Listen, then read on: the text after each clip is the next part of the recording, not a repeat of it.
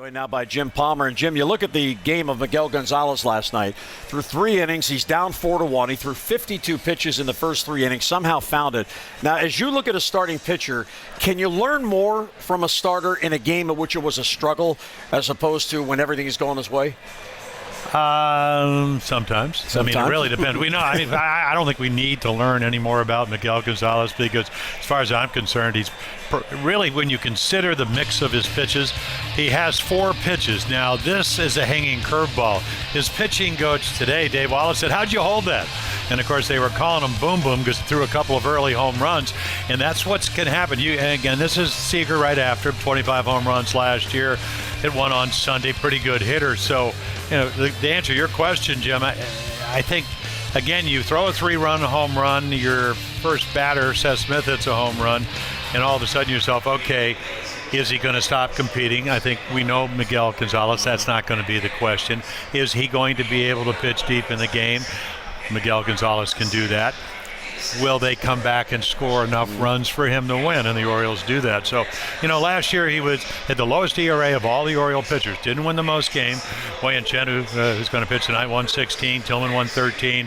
Bud Norris, 115. But at the end of the day, the lowest earned run average, the guy that has 4 pitches that can get him, regardless if he doesn't have a good fastball, into the late innings is Miguel Gonzalez. And we saw that yesterday. Yeah, he struggled. but at the end of the day, he was there long enough to hang around and get him a win, and that's kind of like old-fashioned baseball.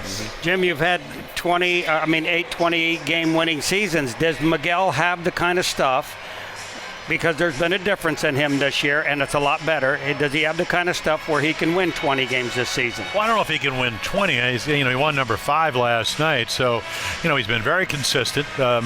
Only the game in New York where he struggled with his fastball command, tried to go away to McCann. He had a 2-run home run on a 3-0 pitch. But other than that, after he had his first good year here, everybody's always he's overrated. And I'm looking at his stuff and his composure. I think, to answer your question, Rick, he knows a lot more about his windup. Last year, he never got that front shoulder closed. When he gets the front shoulder closed and loads, he can go there, he can go there. He's got the splitter. You've caught guys like that. He can get you out 3 or 4 different ways. And if you can do that, folks, you can do that for 7, 8 innings. So he's able to pitch as well as anybody else on the staff into the late innings as long as he stays healthy. Well, what is encouraging, if you look back to last year, after the All-Star break, the Orioles made their surge when the starters put it together. And recently, the starters have put it together. In the last 5 games, 3-2 with a 2.00 ERA, a 194 batting average against. 5 consecutive starts of at least 7 innings. The last time that happened almost 8 years ago. And look at the starters who did it. Steve Traxel, Jeremy Guthrie, Eric Bedard, Daniel Cabrera, and Brian Burris. And when an Orioles starter goes at least 7 innings, it's happened 14 times, 10 times in May. They've gone 10-4. So collectively, Jim, they're going out, and it's what can you do for me today to keep that momentum going? Well, that and the fact that they took it pretty easy in spring training. My opinion was that, it's like Socha's team with the Angels. They do it old school, so maybe they're a little bit early, even though the Angels have struggled. But, I think they kind of gingerly, because of the postseason, wanted to minimize the innings. They're in shape now. They're ready to pitch. And all you have to do, Wei-Yin Chen tonight, is pitch as well as any of the Orioles starters, but he's 1-2. Got the fourth most runs support last year. They need to play in concert. They need to play, they need to play good defense. They need to get him some runs. And for guys like Wei-Yin, get him early like they did last year, he's a pretty special pitcher. There's not a staff really that that gives up less runs than this staff right here. If you look at Wei-Yin Chen, usually he's a 3 or less kind of guy.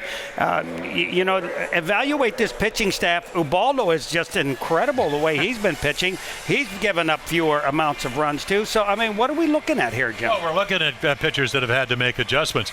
Wei-Yin Chen, he's come over, and one of the big mysteries to me is why when they got him for $15.375 million over 4 years, that they didn't go back a couple of years ago and try to extend him, because he's going to be a free agent. He's going to get a lot of money. He stayed healthy. The 1 year he did have the oblique, but he knows how to pitch. And at the end of the day, here in Camden Yard, it is not an easy place to pitch. You got to make quality pitches if you get behind. He's very well conditioned when you look at a guy like Chen, and he worked hard on the changeup.